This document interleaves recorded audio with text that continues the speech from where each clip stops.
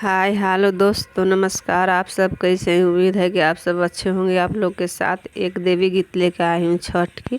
अच्छा लगेगा तो सपोर्ट कीजिएगा, सब्सक्राइब कीजिएगा, ज़्यादा से ज़्यादा शेयर कीजिएगा।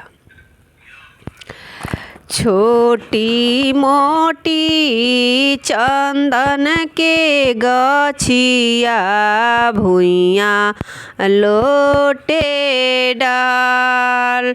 छोटी मोटी चंदन के गछिया भुइयाँ लोटे डाल। ताही तर सूरुज हो बाबा खेला जुआवा सार।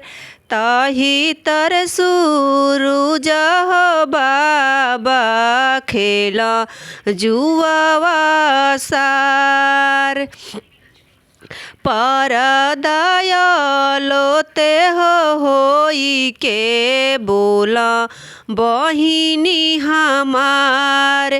पर दयालोत होई के बोला बहिनी हमार। पापा के संपत्तिया ये भैया जग में जानी जार। पापा के संपत्तिया ये भैया जग में जानी जार। संपत्तिया देखी हर जनी बहिनी आधा बाटब तोहार। संपत्तिया देखी हर जनी बहिनी आधा बटबो तोहार।